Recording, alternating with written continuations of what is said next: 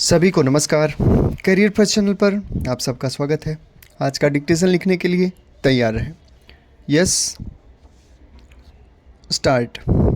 नारी सशक्तिकरण से आशय नारी को शक्तिशाली व सामर्थ्यवान बनाने से है। महिलाओं के संदर्भ में सशक्तिकरण को हम सामाजिक, आर्थिक एवं राजनीतिक असमानताओं से पैदा हुई समस्याओं एवं रिक्तियों से निपटने के प्रभावी उपाय के रूप में देख सकते हैं। वर्तमान समय में घर बाहर दोनों जगह भारतीय नारी की भूमिका महत्वपूर्ण हुई है।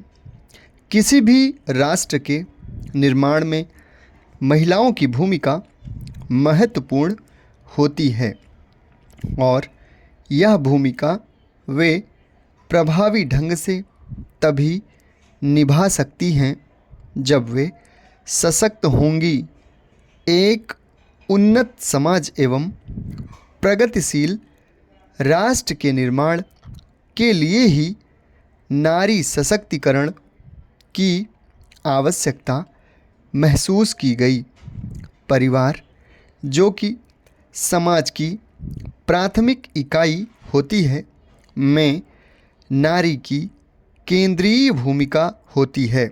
वह पूरे परिवार को तो संभालती ही है, प्रथम गुरु के रूप में बच्चों को अच्छे संस्कार भी देती है, जो कि भविष्य में देश के कर्णधार बनकर राष्ट्र निर्माण में अपना योगदान देते हैं। वैसे भी सशक्तिकरण एक सतत प्रक्रिया है और इसकी कोई अंतिम सीमा नहीं है। फिर भी अब तक की प्रक्रिया के पारदर्शी व संतोषजनक परिणाम परिलक्षित न होना इस विषय से जुड़ा एक स्याह पक्ष है। घर से बाहर भी नारी की भूमिका कम नहीं है। उसने अंतरिक्ष की उड़ान भरकर पुरुषों के दंभ को तोड़ा है। अलग अलग भूमिकाओं में वह समाज व राष्ट्र के प्रति अपने अवदान से अपनी उपादेयता को सुनिश्चित कर रही है। तथापि आज भी वह विभिन्न स्तरों पर भेदभाव और असमानता की शिकार है, जबकि उसे सशक्त बनाने के अनेक प्रयास जारी हैं। वैदिक काल की अदिति, लोपामुद्रा, गार्गी, मैत्री, घोषा और अपाला जैसी विदुषी महिलाओं ने असाधारण ख्याति अर्जित की। तत्कालीन भारतीय समाज में महिलाओं की तेजस्विता के अनेक दृष्टांत प्राचीन भारतीय इतिहास का हिस्सा बनकर आज भी जीवित हैं। विषय के संदर्भ में यह प्रश्न विशेष रूप से विचारणीय है। वस्तुतः वैदिक काल के बाद से महिलाओं की स्थिति में गिरावट आनी शुरू हुई, जो को मध्यकाल तक अपने चरम पर जा पहुंची।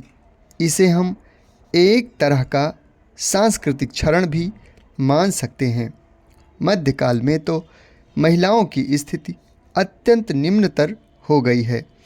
वैदिक कालीन भारतीय समाज में नारी की स्थिति अत्यंत उन्नत व सम्मानजनक थी।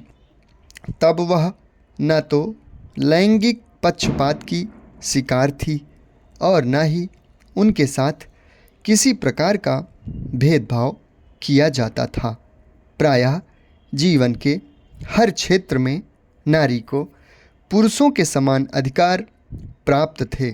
जहाँ वैदिक कालीन भारतीय समाज में नारियों ने अपनी तेजस्विता और प्रतिभा के उच्च प्रतिमान स्थापित किए हों, उसे सशक्त करने की आवश्यकता क्यों पड़ी, अर्थात वह स्थिति अब निम्न हो रही है।